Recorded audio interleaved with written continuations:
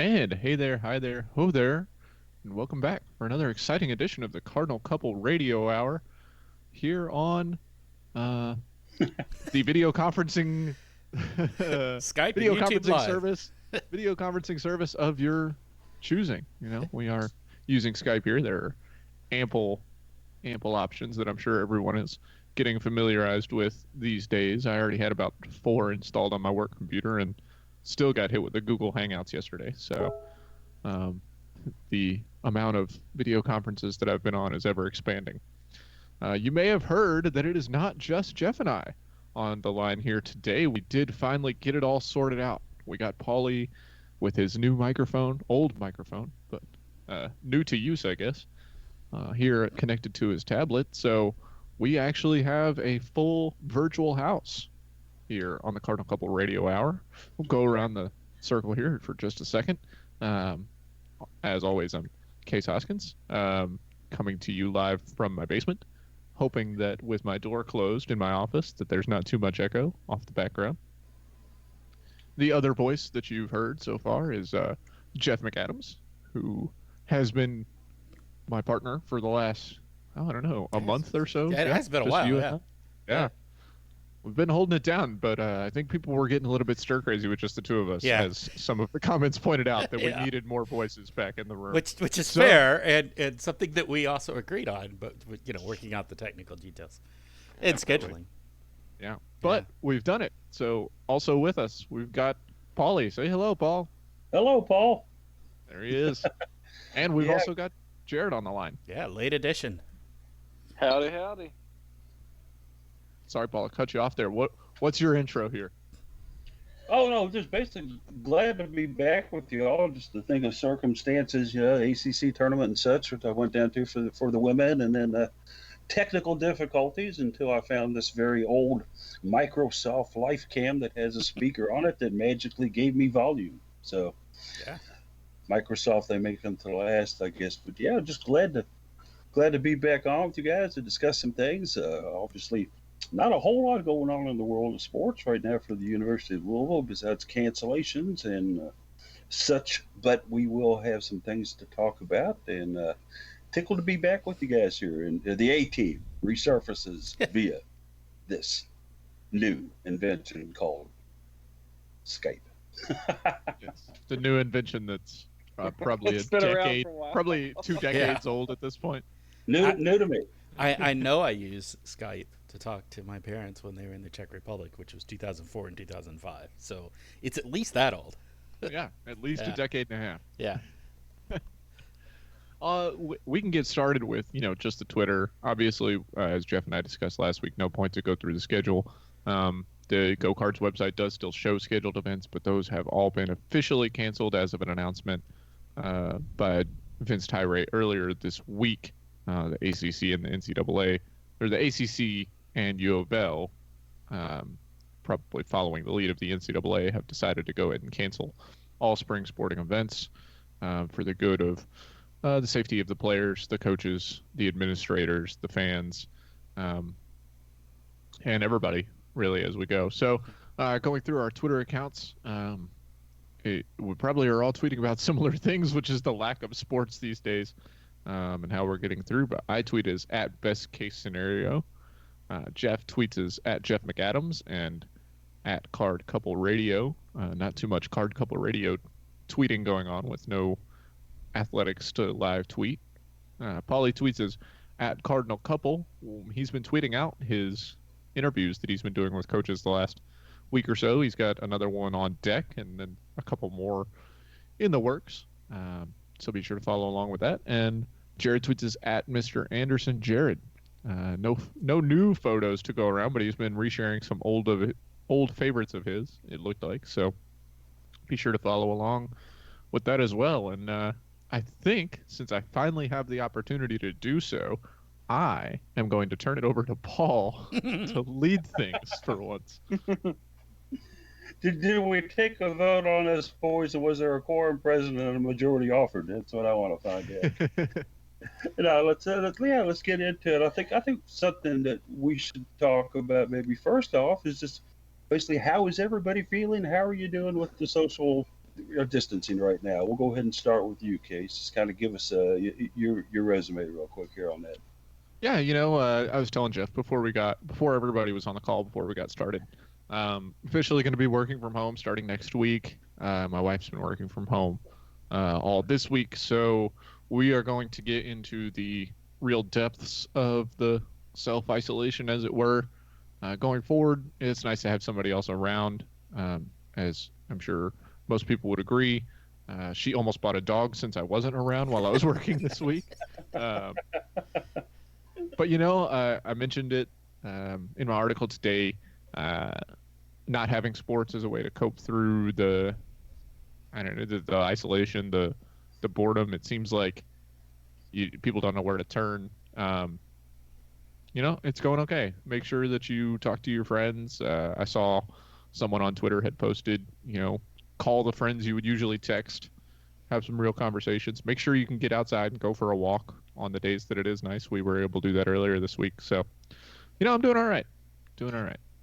Good to hear on cases, and I think the last thing you brought up there, yeah, getting out and doing some exercise, with the social distancing aspects applied here, you and the wife, or you and a significant other, or even just you and a pet, or you by yourself, going out maybe walking for 20, 30 minutes a day. Sony and I have done that several times, Kate. So I think it's very important. Of course, you don't want to do it when it's 30 degrees and snowing. Obviously, there are health risks concerned with that. But yeah, get on in and get some fresh air. It's a great idea. Let's move to Jared next here. Now, Jared, you're kind of in a different situation where you're still actually going to be reporting to a facility and interacting with clientele in the banking industry. What's going on with you, bud? So we are considered essential in the financial industry, so we cannot shut down like some places have. We have sent a lot of the employees that are back office to work from home that can. For us that are in the lobbies, obviously we don't have the access to take a whole vault of money home just to have people pull up to the kitchen window to give money. I still want that to be a thing. I wish we talk could about do neighborhood banking. Well, I want to explore this a little further. Yeah, let's get this enacted.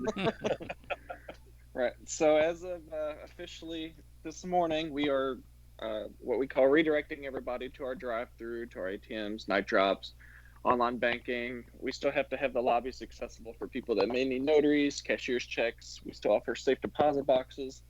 So we'll still be reporting to work as normal. We've got some other assigned duties we'll do throughout the day, have a little bit more free time, maybe play some card games throughout the day. Normally this is the time with the downtime I could go through and read up and catch up on sports and photo editing. Obviously, I don't have that access right now. Most of my photo shoots outside of sports, we're going to postpone as well. There's still a couple that I'm in the talks with, like, hey, do we want to go on and do this for now, or would you prefer to wait till later? So other than that, I mean, it's go home after work every day and just, there's not much to do. Yeah, I would just recommend a couple things. If you're going to be playing card games in the bank, don't access anybody else's checking or savings accounts. Okay, make sure you spend it within your own money. It's like $250,000 thanks to the Traegers. What you got now? and second of all, bringing up the aspect of money, we're hearing more and more that people want you to do everything via credit card, via chip, and money can be a very contagious disease. So what are you all kind of doing, Jared, to circumvent that? So by dealing with less transactions, obviously we're going to be touching less cash throughout the day because cash is the dirtiest object in the world. Back in January, we stocked way up on hand sanitizer, Lysol wipes, soap. So we're fully stocked there at the bank. And then it's kind of one of those, we have gloves if we want to use them. Try not to touch your face, try not to touch other people. And then as soon as I get home every day, first thing I do is I hop in the shower so I can I clean and then put some fresh clothes on. And so if anybody's wondering where all the hand sanitizer and disinfectant is, the banking system has squirreled it all away. So when you go in for your next transaction at the bank and they pull up to the drive-through window, say, Jared, send me out 4 bottles of hand sanitizer and some cash, okay? And we'll have that covered. Let's move on to Jeff here a little bit. Jeff, you're of course in a unique situation where you get to work at home. You do that on a continual basis. So really, the social distancing for you hasn't changed a whole lot because a lot of the time you're by yourself doing stuff on your laptop computer, mainframe. Yeah, But I've kind of fill us been in. I've been working in a situation for close to 2 years now in two different companies. Started a new job 2 weeks ago, by the way, for anybody that doesn't know that. So that's kind of a great situation for me. But I've been doing remote work with teams that have been spread out around the world for almost 2 years. So the whole work from home idea is nothing new to me. It's business as usual.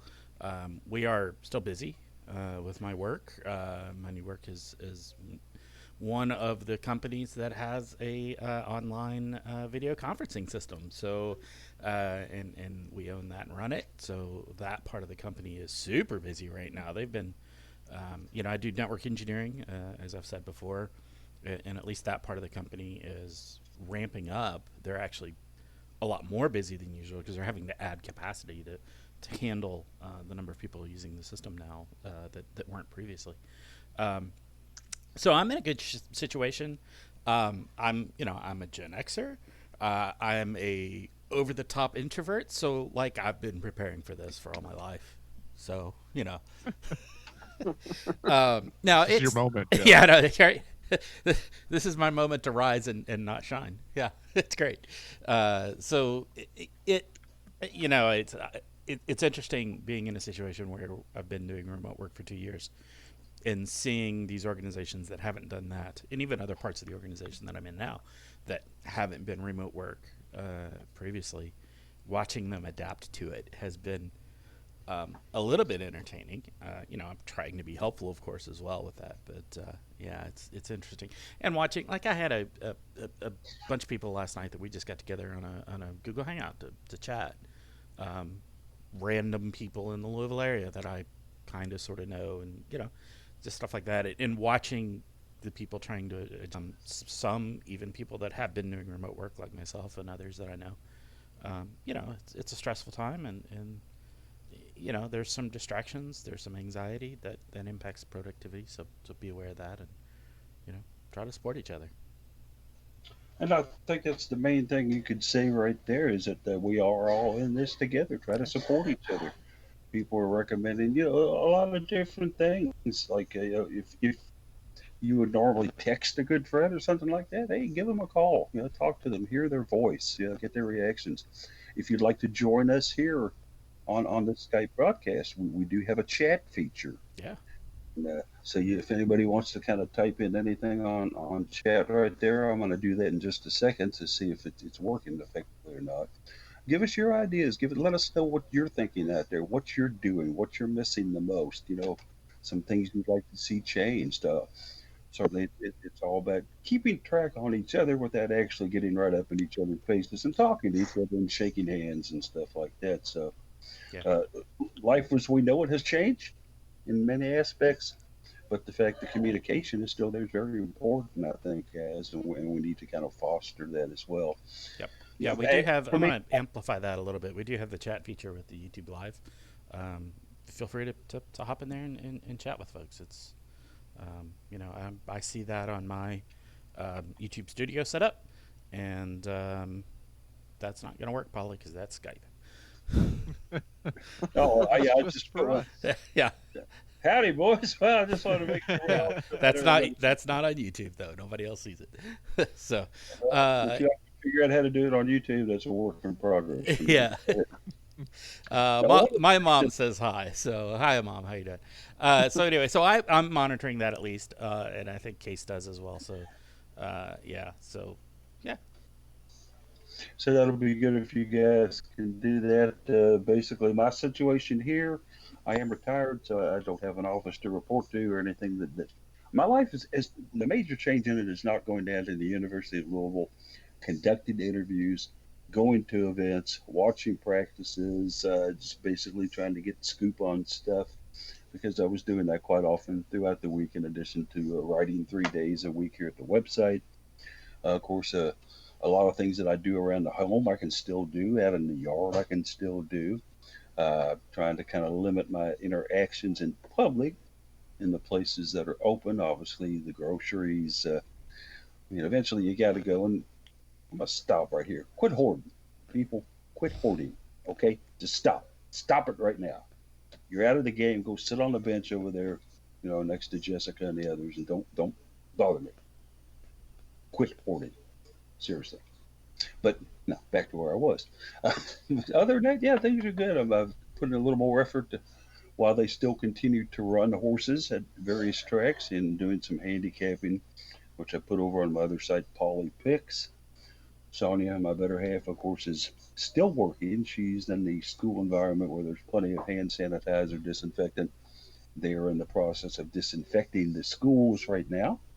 They're also at her school distributing meals to underprivileged and those who need them for breakfast and lunch. And so there's the cleanup involved there. But just fantastic. I love that our school system is so on top of doing that. Absolutely, Jeff, and I'm not worried about her in that environment. So that's certainly well. But so it sounds like we're all doing okay. Do any of us know personally anybody who's actually contacted the virus yet? I do not myself. I do not. I've got friends that have gotten it, but I don't think that they've gotten it themselves, as far as I know. So the 6 degrees of separation is kind of shortened in your case a little bit there, but certainly that's what we have to expect, folks, and what they've been trying to tell us is it's going to get worse before it gets better. So do everything you can, and I know, Jeff, you could go on about that as well. Pay attention to those who are coming on your television daily and giving you instructions, giving you suggestions, asking you to do certain things. Don't run off to Florida for spring break, for God's sake. Practice some social distancing. Don't gather out in the middle of a parking lot, with 40 people and drink beers until you pass out. Yeah. Unless, of course, you're 6 feet apart. And no, I'll let you take up on that, Jeff, on the social distancing aspect on it. Yeah, well, I mean, first of all, I know you were joking, of course, but alcohol, inhibits your immune system, so maybe not the best idea anyway. But yeah, it's you follow the good advice of medical professionals and epidemiologists and such, and say, okay, let's keep some distance, let's minimize contact. You can still interact. There's great ways to do it online, to have interactions with people. One of the guys I was talking with last night was saying he was realizing just how much of and just over the top extrovert he is. And so I think that chance to get together and chat with him and some other folks was really helpful. So yeah. And I would think in your case, Jared, where out of the four of us here on the podcast, you're the one that's actually having the most interaction with people. And some of the things that the Republic's outlining to you, some of the things that you're doing personally, Jared, to kind of keep that social distancing and involved. We're trying to keep our space as much as possible between us and dealing with clients, which is part of the reasons that we are now trying to redirect everybody away from the lobbies. Even with coworkers, I mean, we're trying to keep ourselves distant. That's also part of why I'm trying to avoid, a lot of photography type things right now as well, just because it's going to limit my interactions with people. And then just, I guess, with the Republic, a lot of the people that are doing back office now working from home has helped. A lot of these in-person meetings that we normally have, they're conference calls or they're just an email, which I'm over here thinking, yeah, we've wasted our time in the past actually going in person to meetings when you just explained it in a 100-word email right here. So we're trying to do our best for what we can. A step in the right direction. In case you mentioned that you'll be starting to work from home beginning Monday. So these last couple of days where you were actually going into an office environment, just kind of talk about is it a little eerie, a little scary for you there? Not so much. Our company had been doing a good job of kind of following along with recommendations. We had already asked most of our at-risk employees, older employees, and other health factor. They had already been working from home this week, so we had a few empty desks, and it seemed like every day that more and more people were volunteering to work from home. So it was kind of emptying out. We sent a few of our co-ops home just to try and separate them a bit, and separated a few people who do have to work in close proximity, separated them out to some of the emptier desks that we had now, which we don't have a whole lot of empty desks. So that was an interesting thing to have happen. But yeah, it seems like we were all pretty well spread out and stuff like that. We had been doing a good job as teams wiping down cooperative spaces. The break room had a note of how often it was getting wiped down that you could mark up.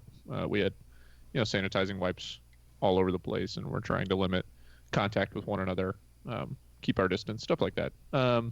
So as far as going into an office environment, we were doing a good job of it. But I just decided, I think as most people will come next week, that it was just best to, we can do pretty much everything remote. I have a really good setup here at home that is on par with my setup at work. So for me, it won't result in a loss of production or anything. I can do my whole job from home. So happy to have the opportunity to do that. I know there are a lot of people who don't have that same opportunity. So it's going to be tough for a lot of people, but we're going to get through it. And the other thing I wanted to mention, like Jared said, having a meeting turned into an email is something my wife and I have been talking about. Is the kind of the renaissance for telework and how private employers and businesses that have jobs that can be done fully remotely, how this may impact those going forward. With the understanding that some of your workforce doesn't really ever have to be in the office.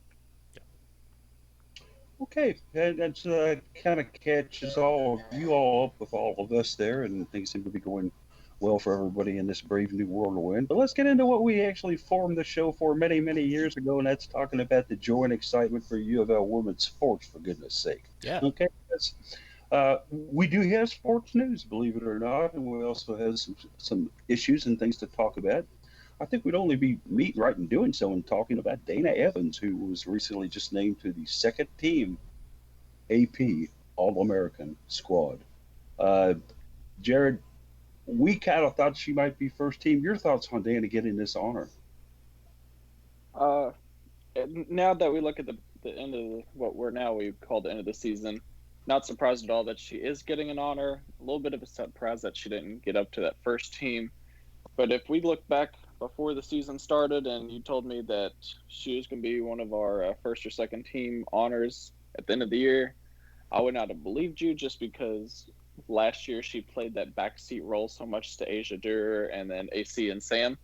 So she made a big change in the offseason, and she really showed it out there on the court, stepping up. So I was impressed. Still a little disappointed that she didn't get that first team, but she did come in clutch, and especially later on in the season, once we got the ACC play, she was kind of that go-to player when we needed somebody for an offensive spark.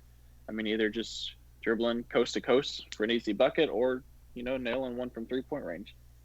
And I think Dana would be the first to tell you that none of this would have been possible without her teammates, and she gives all credit and praise for what she's achieved to her teammates. But I'm going to give you 5 numbers to take a look here. She led the ACC with 93s made. Her free throw percentage, 89%. In That's awesome. 20, I mean that's amazing. 89% from the free throw line.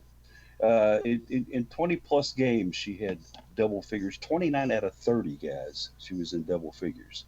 Louisville, of course, was 28-4.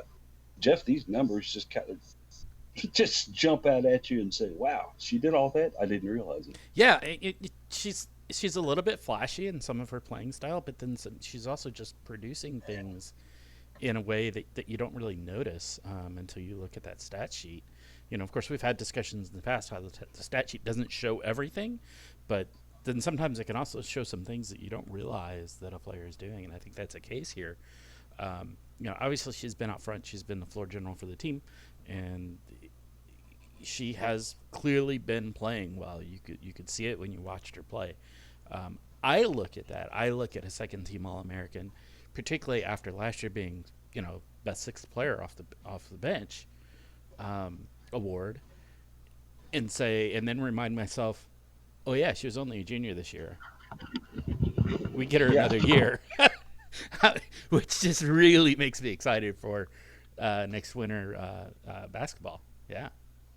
Yeah, that being an aspect right there, guys, where it's just like, oh, she's going to be back. Oh, my gracious. In case you followed women's basketball a lot this year, just kind of talk with Dana Evans and your idea and mind meant to this team. I think she was the driving force, right? We've talked about for the last few years how Asia Durr was the player that made Louisville go. And when she stepped out of that role, someone had to fill it. We thought that maybe this would become more of a team effort, and it did to some extent, but really Dana Evans filled that role in a way that I think maybe we didn't expect. She really became a better scorer, took efficient shots, made a lot of her shots, made the most of her minutes. Her assist numbers went up. She was just really important to this team, and it became the point where last year it was the team goes the way Asia Dur goes, and this year it was the team goes the way Dana Evans goes for the most part. Louisville had a couple of losses, few losses this year, and in most of those you can point at a direct correlation between how Dana played and how the team played. Not to say that she is the cause of losses, of course, but just that the team was, very reliant on her. She, of course, one of the most integral players on the team, but let's not forget here, kind of switching directions a little bit off of Dana. This team is losing 5 very, very good quality, 100% in the game all the time seniors. So let's look at the names real quick, and then we'll go around the table on it. Jasmine Jones. God, where do you start on Jasmine Jones and what she's done here in the last 4 years? Taking a look at Kylie Shook, how important she was, especially in her last couple of years when she really just put on the conditioning and strength aspects of her game and was the defensive player of the year in the ACC. Bianca Dunham, the one that Coach Purcell likes to call the Rock. Yeah. Okay. She's going to go in there. She's going to clear it out. She's going to get it done. We finally, especially near the end of the season, got a chance to see what Yossi Diop was capable of, what she was possible of. And Coach Purcell really seemed to think that was just going to get better and better as they progressed in the NCAA tournament. And then, of course, last but not least, Jess Lemley, 4 years of dedication to the program. Whatever job needed to be done, Jess was there. Jared, just thoughts on these 5? It's going to be tough to lose this senior class, especially being so many of them. You don't often see a senior class of so many. Typically, you're seeing probably about like 3, sometimes 2 or 3. We had the year of Maisha by herself. But I think this group, they were a close bunch, and I thought they really helped to keep the team together. This year, after the past couple years, we lost like Maisha, we lost Asia, we lost Sam, lost AC.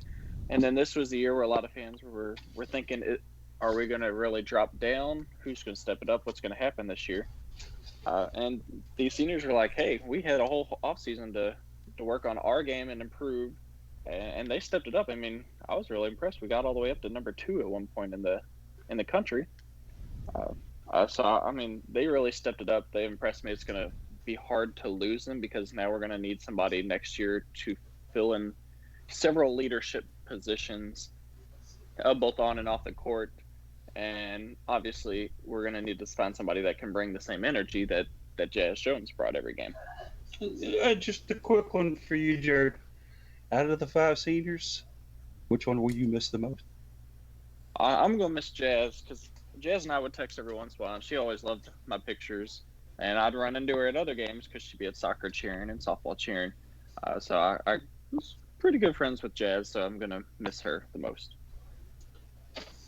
I've got to agree on it. In fact, I sent her a personal message via Twitter and got a very nice response from her because she was, it's tough for me between her and Jess, but, definitely those 2. Case, your thoughts on these 5 seniors? What does it mean to the team to lose them? I think one of the big ones, like I mentioned, comparing Dana Evans to Asia Dur last year, we were thinking what would happen with Sam Furing exiting, and we anticipated that Kylie Shook and Bianca Dunham would really have to step up to fill that role, and they both did significantly. So, the front court spot is a little bit more in doubt, I would say, for next year. There's not necessarily, we don't know what is stepping into it, right? With Sam Furing's exit, we knew that Kylie Shook and Bianca Dunham had the potential. They could step up, fill that role, and advance their own games to the way that they could really replace Sam Furing as much as they could, but we don't know that for next year. We have some good players that are ready to try and step into that role, but it's a lot more of an unknown, I think, that may be the biggest loss. Obviously, Jazz Jones, her energy that she provides, her scoring ability, just the excitement, and the loss that she'll be for campus in general, always coming out to support the other women's teams throughout the year. That'll be a huge loss. But as far as on court performance, I think losing that front court and having to replace it and figure out what we have going forward may be the biggest loss to the team. Oh, well said. And Jazz was everywhere. It seemed like Yeah. simultaneously. She even crashed the lacrosse press box one game that we got in. I'm sitting there trying to explain the basics of lacrosse to her because I don't know the whole net thing, and then I said, see if you can see the similarities between basketball. They set up zones, they have fast breaks. They're playing tight defense. They're rebounding shots. Pick and roll. Yeah. Yeah, the whole night. And she said, "Oh, I kind of see it, but I don't think I'd ever want to play it." So put that image in your mind. She could be good at it though with her speed. With her breakaway speed, Yeah. with her quick moves that she can make, her cuts and everything. Yeah. I can foresee, somebody sitting her a high lob pass, she catches it in the net and slams it past the goalie. Right? Yeah. And let's go to you, Jeff. Obviously you follow this team very closely, like Jared and I did. The case to a certain extent, you were in the stands, you were watching the games, you had a little different perspective than Jared and I maybe did on it. In the fact that you were in the arena, but you weren't down in the official media area. You were up there with the fan base. Just talk about these five. Yeah, I mean, obviously that gives a very different perspective on the game. I think it's a little easier to see the development of the play overall, as opposed to some of the close-up. When you're down on media row and stuff, you hear what's going on the court better, and you can see the close-ups. You can see some of the communication happening that I don't see up in my seats. But yeah, it's interesting the difference there, and so I will miss Kylie Shook. I've been on the Kylie Shook fan train pretty much from day one, and she took a little while to develop and to catch up to the speed of the game, but I think she was doing a really great job. I think it's a real shame that we're not going to really see what her blocking total could have been for the year. Absolutely. She was just on a rampage with that, and had reached the overall career record for UofL and in the single season record as well. Had eclipsed both of those. I would have loved to see where she could have finally set the bar on that with, another few games in the NCAA tournament. But I'll miss her on that. Jess is amazing. I being in management in a company, it's interesting for me to compare and contrast management, corporate management environment with coaching, and you see it, and there's interesting things going on, and I see that so much in Jess and I think she wants to be a coach. I mean, I haven't spoken to her, but I think I remember somebody saying that at one point. And I think she will be a very good coach if she decides to do that. She has that ability to communicate with people, to understand them, to be able to communicate cleanly and clearly with them, and as well as motivate and be honest, get basically to be sure that she's on the same page with them. It's great to see. Jazz is so much fun. You saw her at lacrosse. Case, Jared, you saw her at soccer some, and I saw her at volleyball some. I mean, she was out and about, and she's being a great supportive fan. It's so much fun, so dynamic player. Yeah, all those. I can't say enough about this class. I'm going to miss them in general, but probably Kylie Shook will be the one that I'll miss the most, honestly. Very good on Kylie as well. And I can remember just wondering, gosh, if Kylie ever gets it, boy, she could really be something. Well, guess what, folks? Kylie got it. Yeah. She learned it and displayed it. And it is undoubtedly a huge shame that this team wouldn't have the chance to play potentially 6 more games and see what they could do against not only a very, very, what would have been strong NCAA women's field, I think, but also against some of the schools that were getting a lot of like Oregon. They have 3 people on the first 2 All-American teams. Guess who beat Oregon? That's right. Yeah. These guys. These girls right here beat them. I watched a replay of that game the other day. It was fun. I didn't actually get to see all of it when it was live. I was out and about that day and couldn't get to watch it, so it was good to see it all again. Yeah, I've got that one in reserve as well, and I'm sure I'll call that up. Yeah. The one that I went back and watched was Shoney's game against Griner, Oh. and I've got that one saved as well, and just to see her barking. Yeah. Yeah. Incredible stuff, boys.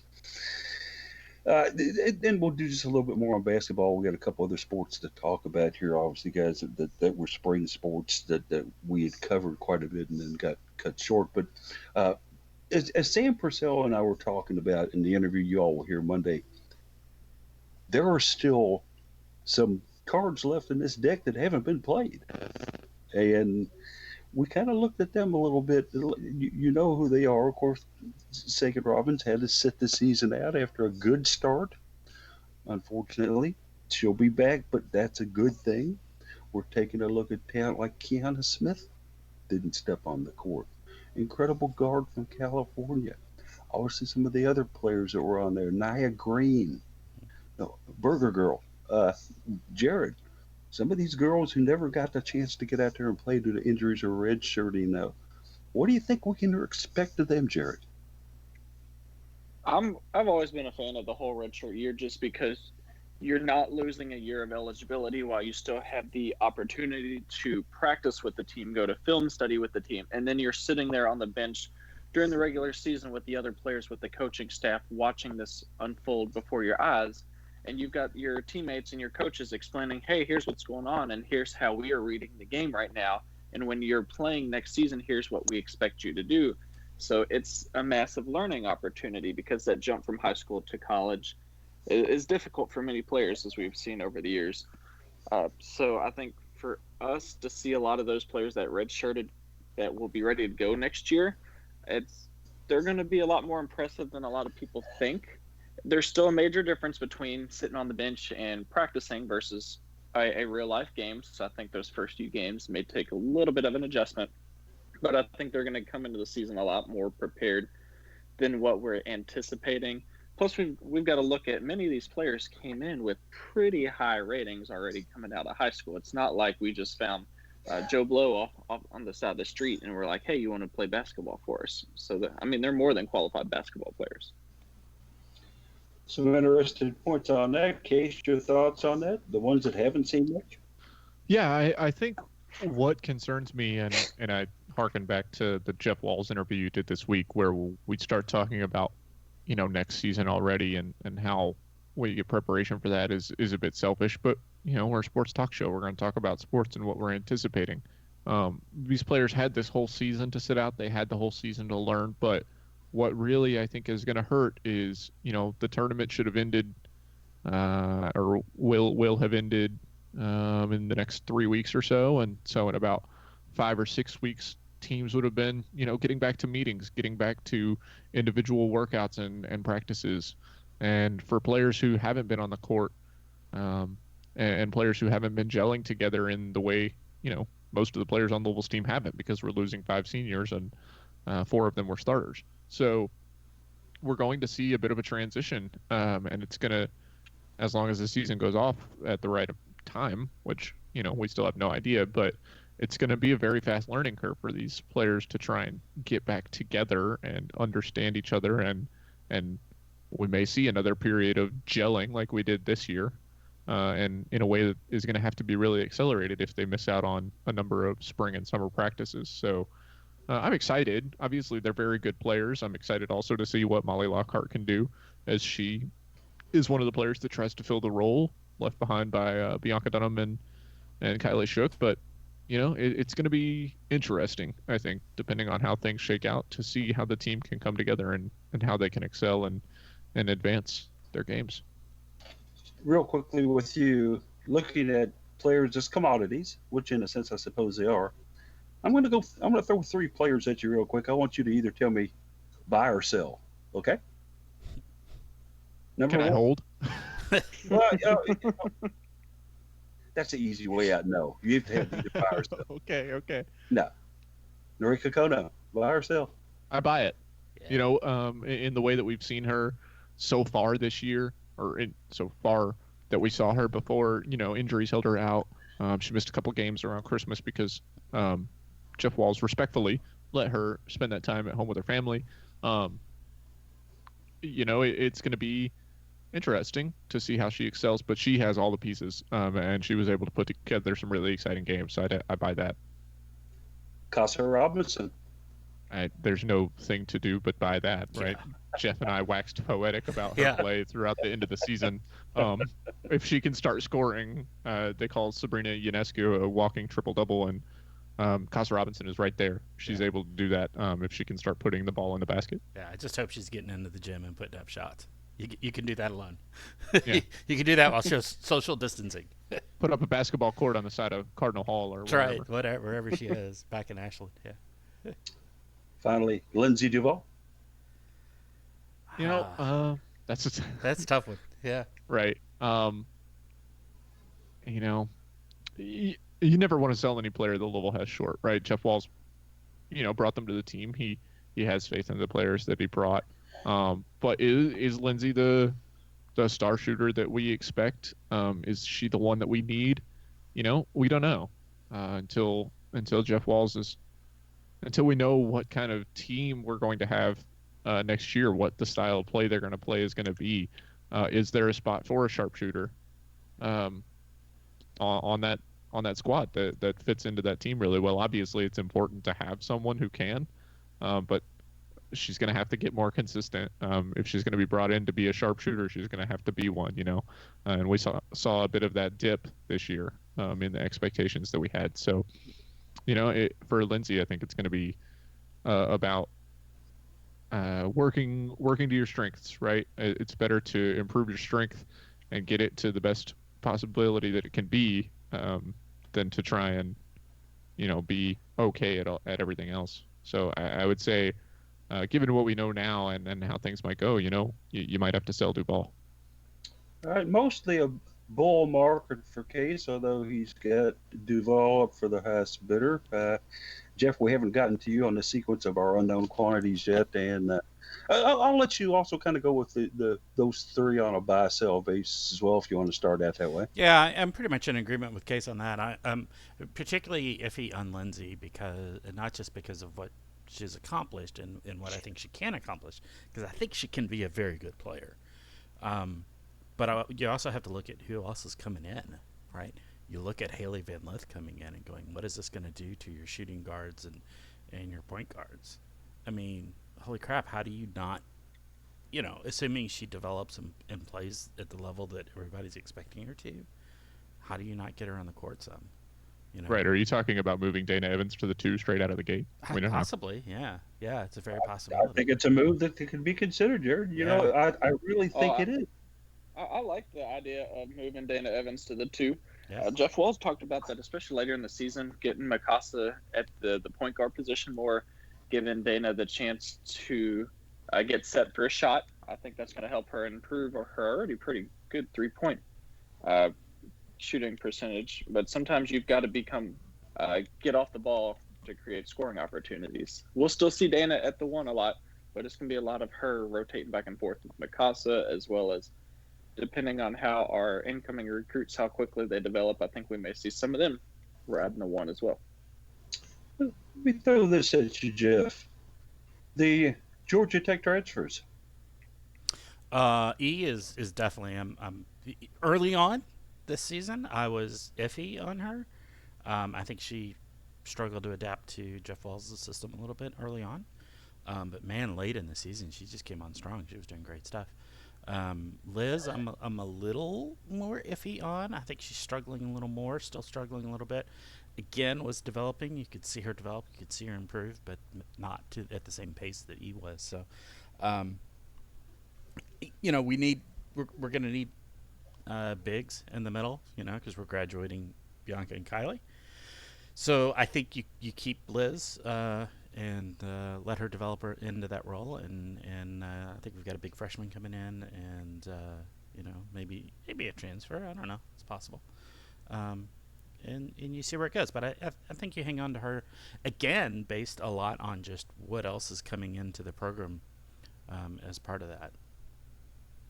One of the things that I think we can follow in sequential order is we all worried and were concerned about the end of Maisha, Sam, and Asia's playing career. Right. Bang. We had three step in there. Now that they've graduated, are we going to, these five, or basically four, but five have graduated. Who are the four that are going to step up and take those roles? And you guys have just mentioned at least a half dozen candidates for the Yeah. position. Yeah, exactly. That's the problem. Is you've got a lot of really great players. I think down in the post, I think you can probably narrow it down to a few to get a pretty good rotation in that location. But man, around the border on in the guard position and in shooting forwards, it's a tough challenge because you've got an embarrassment of riches there. And I think, yeah, if there is a worry, I think in the guard and in the wing position, and in case you can, Jared, both of y'all can chime in on this, we're in good shape, 1 through 3. It's 4 and 5 where the numbers might be a little questioning right there. Would you guys be in agreement with something like that? Well, I think what we might see this year is something we haven't, needed to see so far, or in the last, few years in the Jeff Walz era. We might see small ball, right? We're going to have a ton of guards.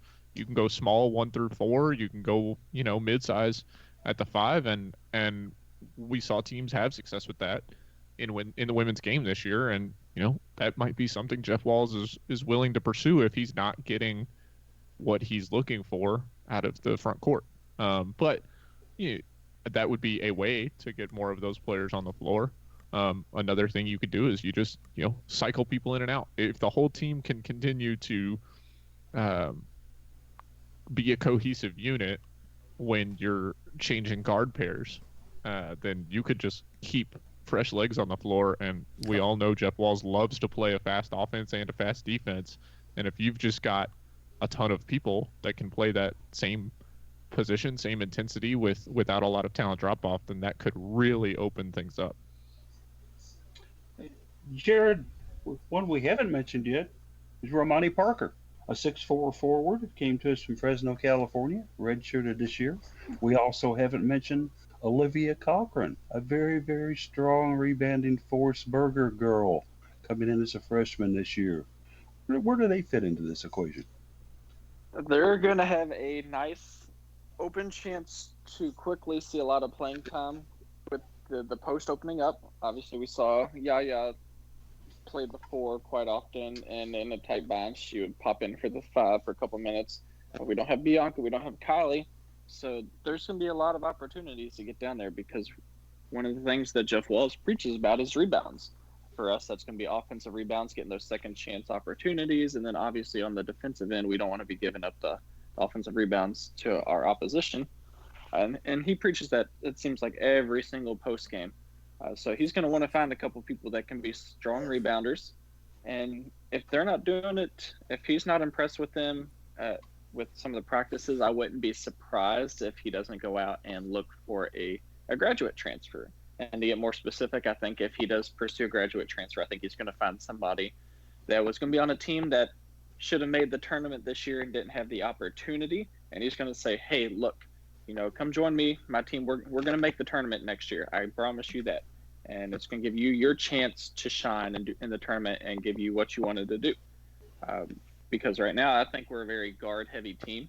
And as Case mentioned, I see a lot of that 4 guard rotation, especially with so many. You can quickly just get them in and out as they're getting worn down. And that's that offensive pace that Walz likes to do. And let us not forget that with this 28-4 record we had, 2 of those losses came to a FSU team that went quite extensively with a 4-guard lineup, fellas. Okay?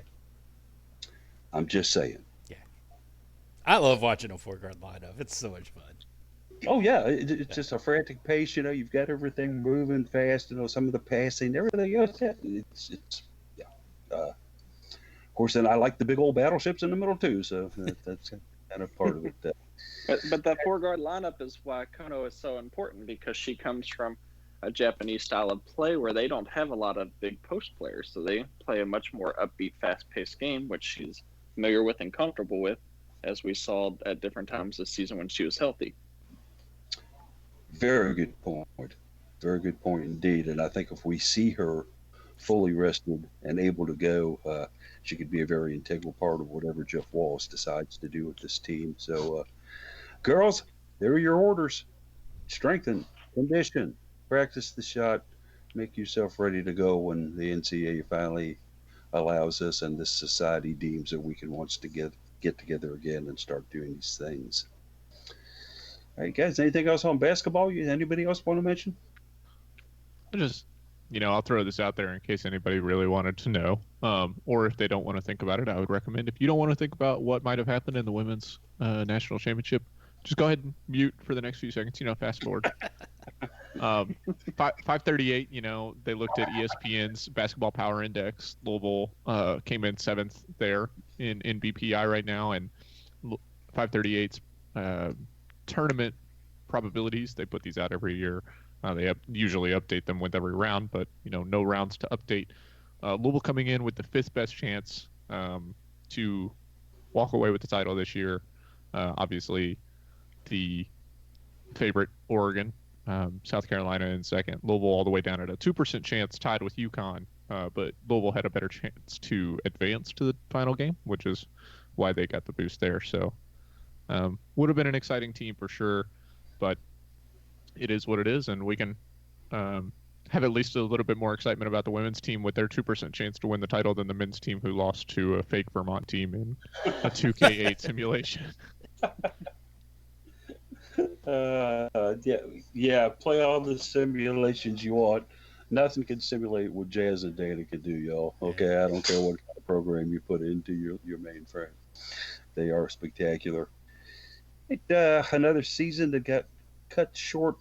I'm going to say they were roughly 1/3 of the way through their schedule, give or take a couple games, and that was Louisville softball, a team that we only unfortunately got to see once at an Ulmer, and I didn't even get to see that being down in Greensboro, but Jeff got out to see that. Right. 10-13 ending the season on a 3-game win streak. Jeff, some of your overall thoughts about what they were able to accomplish this year? Yeah, I mean, obviously they started out with a rough start. They lost a lot of games early on. They were playing some really good teams, so let's be clear about that. They were starting to build that record back up. They played a lot of top teams in the country, so some learning situations that can be tough. But I liked what I saw on the team. So when story time with Jeff a little bit. When I first started really covering softball, one of the things I noticed about the team is that they didn't make mental mistakes, right? Occasionally you bobble a ball, you drop a ball, whatever. You have errors in execution. But the team back then, I want to say back in like 2012, 2013, right?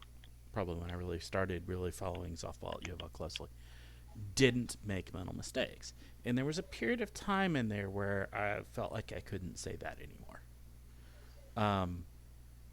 But now what I saw out of this team from what I watched online and then what I watched the one weekend that they were here, I guess it was 2 weeks ago?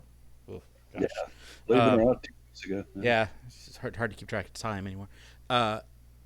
Was that they were back to playing smart ball. They weren't making mental mistakes. They were still there again, and that, I think that more than anything was getting me excited about the prospects for this season. Yeah. We're gonna probably have this team back again next year, plus maybe a few additions, right? We'll know what the March. That's right. Yeah, based on the idea that the NCAA has thrown out there that seniors will be able in spring sports will be able to come back for another year. I think, Jared, you talked to Celine Funky and said that she is going to come back, assuming that comes to pass. Yes, her did get a chance to speak with Funky. Yeah. She said that her and Ferg would both love to return if presented the opportunity. Fantastic. I love it. I'm excited about that. I hope that I do think, as little faith as I have in the NCAA to do the right thing, I do think they will in this case. It's something they could maybe get right. Yeah, exactly.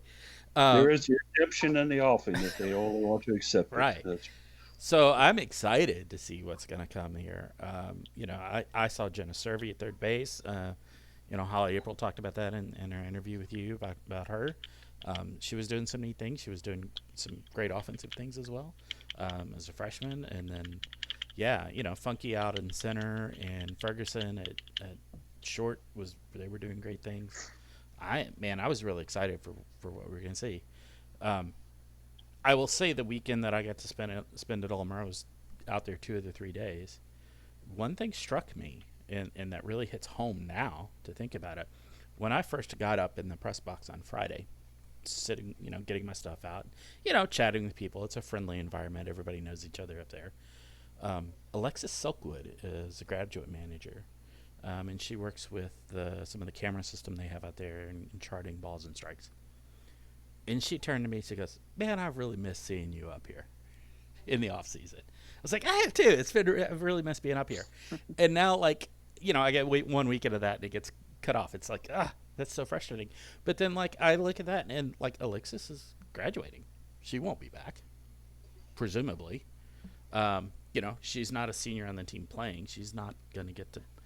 She's finishing her graduate program up, I believe, and won't be back, is my understanding. So, that's kind of frustrating. I would have liked to have gotten a chance to wish her well. But, I don't know. Random thing that this impacts more than just players on the field. So, give a thought to that. Absolutely so. Jared, we got to get ourselves much more acquainted with a couple of sisters. Not the ones that we normally mention, but the Greenwood sisters, Cassidy and Carmen, who were the top 2 in the batting average for the Cardinals through their 23 games. What do you think about that, pal? That doesn't really surprise me at all. Carmen came in as a transfer from Auburn, and she had some pretty solid stats there. Cassidy came straight in as a freshman. But, in high school, she was the top player on her team outside of, her sister, where they were very competitive with each other. And then they've shown it all off season. I think back in fall ball, I made it out to a couple games then. They both look like some of the better players out there. And then the time that I did get to head out there this spring, which is a couple of innings of a couple different games. I mean, they both look comfortable out there. I think Cassidy is going to be our go-to catcher, and I think Carmen's going to be one of our go-to outfielders coming up in the future. It's also nice I get to see her dad there a lot. He's a photographer too, so we'll talk some photography stuff every once in a while. And very nice man. I got that. Yeah, compare pictures a lot as well. Yeah, I got to sit with him at the softball brunch in there, and a brunch that they had there. And yeah, he is a font of knowledge.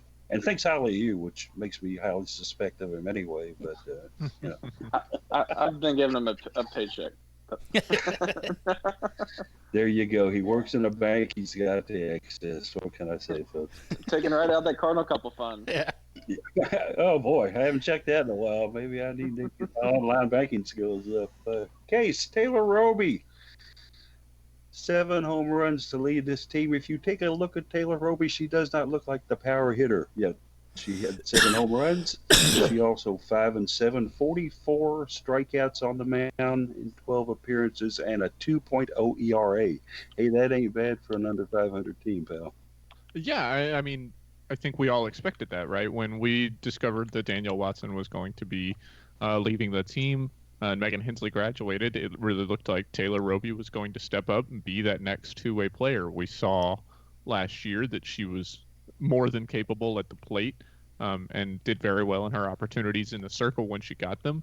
And we expected her to fill that role. Really, in the circle, she was kind of upended by Chardonnay Harris, as who looked to be the number one pitcher for the team based on the results and how they were playing. But, Taylor Roby was fantastic. She made the best of her opportunities at the plate.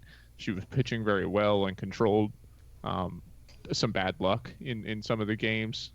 Like Jeff mentioned earlier, Louisville just played some really tough teams earlier this year, and it's it's hard as a pitcher when you're getting teed off on by very good batters. But she made the most of her opportunities, like you said, only a 2 ERA, 5-7. So she was playing very well, and it's going to be exciting to see her continue to develop when they're able to get back to it, hopefully next year. I'll also mention that Chardonnay Harris, who went 5-6, and also tossed a no hitter in there, Cardinal fans. So certainly that's something that you don't see very rarely at all. You don't see very much at all. Chardonnay Harris, she'll be back next year. I think if we're going to take a look at this team, I think one thing that all fans would agree on is that, gosh, I wish we could have started this home schedule earlier. But do you think being in front of the crowd at home, or being in front of all the things that would made us, obviously the home team, the ones that the crowd was behind, does that 10-13 eventually turn into a winning record given the opportunity, Jeff? Yeah, I think so. It may not have been overwhelming, but I think we would have been above 500 at the end of the season. Squeak into the NCAA maybe. I think we would have been close on that. I look at what this team is doing and watching it develop, and I like what I see, but there's still work to be done, clearly. I would probably put us a little over 500 by the end of the season, yeah. It's a little tougher.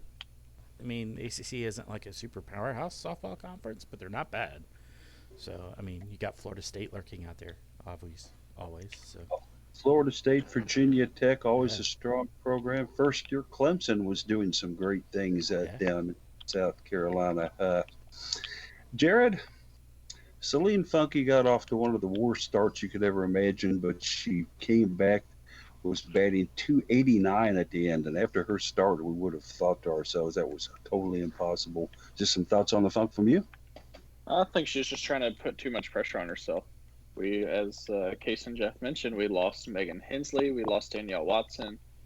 We lost some really good players out there, just either graduation or transfer. And I think Funky was really trying to step up and be that go-to player and put the whole team on her back, which in reality, I don't think we need to. There's plenty of talent on the team. She just needed to get back to playing her game. And once she settled down and did that, she looked fine.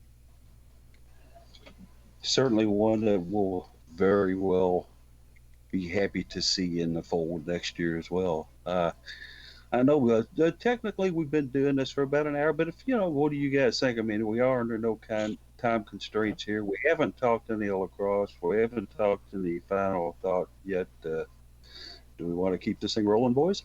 Let's keep it going. Sure. Let's talk a little longer.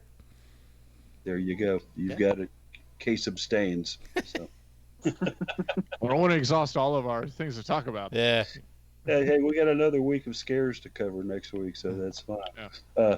Lacrosse ended up 5-4. They were actually at Delaware, preparing to get on the bus and go to the field to play their game, when all of a sudden the edict came down. Don't come to campus. Don't bother. We've canceled the game. Sorry about your luck. Drive to Philadelphia and go home. Yeah. That's it. And then Scott Teeter's kind of like, okay, well, obviously we decided they had the fan tailgate. Yeah, they got to have one of the parents up there did a nice tailgate for them, which I'm sure probably turned into a hell of a tailgate after a while. So, standing outside the lacrosse field offices of Delaware, not field hockey, lacrosse offices, daring them to come out and take the field. Hey, we're ready for you. Come on. Scott Peter, in his season here, finally got the team over 500, albeit a short season. Jared, you were out there a whole lot watching field hockey. Excuse me, I keep saying field hockey. I've got We're going to get a call Justin Sowery's channeling me right now. I can feel it. Scott Teeter and I talked earlier in the week. I think one of the things he talked about was just this wealth of freshmen and guys you can weigh on that. I mean, when you have 16 freshmen on basically a 32-team roster case, boy, there's a lot of learning on the fly, isn't there? Yeah, and I was looking at this roster actually, and it wasn't the number of freshmen that stood out. That's, to me, obviously it is significant, more than half the team, just looking at it graphically. But thinking about players that could be granted an additional year of eligibility, this team only has 2 seniors in Brenna Shanahan and Ali Arjadiakono. So having them back would be nice. Brenna Shanahan's a name we've heard scoring this year, and Rachel Florek is a redshirt junior. If she would be granted an additional year of eligibility, that would mean you've had you would have her for another 2 years. And who could say no to that, given the way she's played goalkeeper so far this year? But like you mentioned, the freshman really learning on the fly. Beldora, a freshman, she was scoring a lot of goals for the team. One of many players that scored a lot of goals. But this team has a lot of room to grow. They've got a lot of time to do it, and with this many freshmen, this many players on a young team, you do expect that you'll see some of these players leave as they're replaced by other freshmen and don't get those opportunities. That's sure to happen, but they're learning. They played very well, like you mentioned. They were above 500 going into that game against Delaware that was canceled at the last minute, but it was set to be an exciting team, and it should be an exciting team going forward as Scott Teeter starts to build his brand here. Jeff, I had to miss the last game, unfortunately, against Niagara. You were able to get out there as I was on my way back from Greensboro. I missed a game that was basically very close to Greensboro down at Chapel Hill due to travel and other commitment constraints that I had. When you saw this team play on the March 9th, think about that, March 9th, the last time they came out against Niagara, some of your thoughts and impressions. Yeah, the team came out really strong. I think we talked about this a little bit in the post game and with Coach Teeter and then on the Cardinal Couple Radio that week. But man, they came out really strong. I think it was like 5-1 after like 10 minutes. I mean, it was clearly UofL's game to lose at that point. We're in control, running the ball, but then Niagara kind of recentered themselves and made a better game out of it. But they looked pretty good. I gotta say, and gave me hope for the future. They were struggling a little bit with some early games. Again, much like softball, they played some really, really good teams early on. And, the ACC was only going to be stronger because ACC lacrosse. So, I was excited to see what the team was going to be able to do. I'm not to the point, much like softball, there's a lot of room to grow here. There's a lot of room to improve. Year 2 of Scott Teeter gets cut short. But another year of teaching and coaching, bringing in his players, right? So the freshman and sophomore class are now both kind of his recruits at this point. Although some I'm sure were already in the pipeline to come. But you start to see where the team is going, where it's going to grow, what the look will be like, and I like what I see. I think there is a lot there really to be happy and excited about down the road. Jared, you and I made the season opener trip up to Cincinnati, which could only be called a very interesting weather day. Going up to watch the Cards win that. Our up close look at them first out. Allie Hall certainly impressed, and Rachel Floor, of course, obviously put on great performances that day in her Louisville win.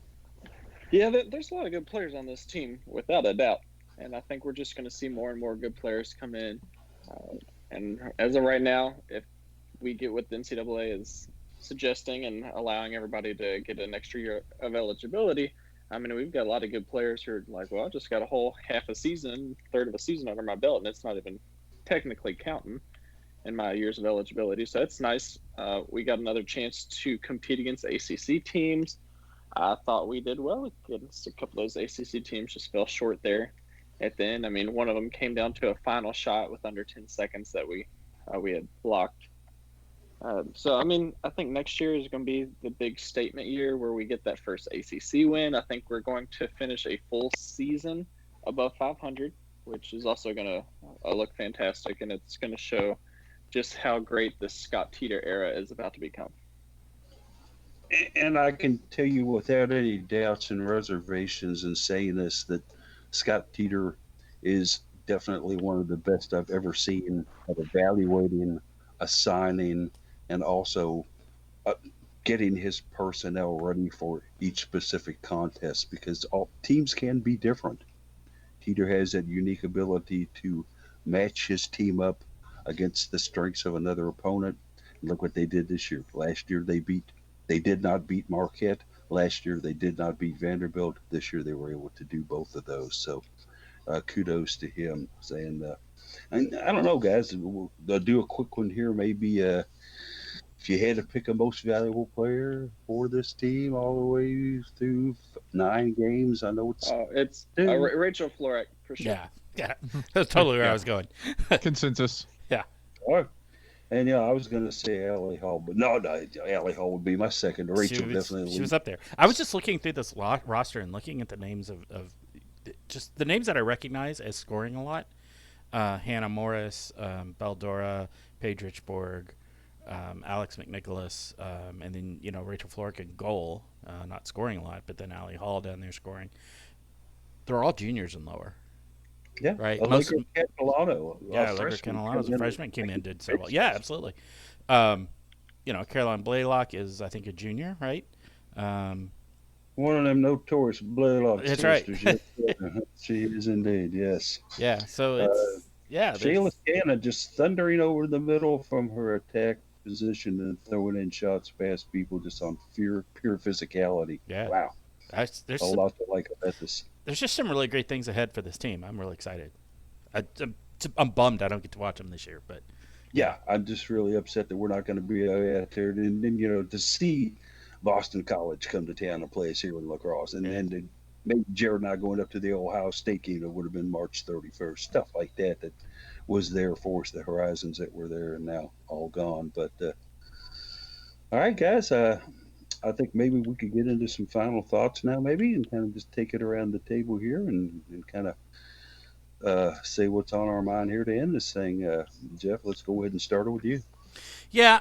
We talked a lot about spring sports and how much of a bummer it is to lose those sport seasons, most of the season at least of them, and the impact it has on the players. But also, let's think about the fall sports that were just beginning their spring training period and practice period and spring schedule. Obviously, the teams like field hockey and volleyball who have had all of their spring training wiped out at this point. That's going to have an impact in the fall. Presuming we even have a fall season, who knows how long all this will go on, but even presuming we're going to have a fall season, that the lack of the missing out on the training is going to suck, and the missing the spring season. So, think about them as well as we go through this.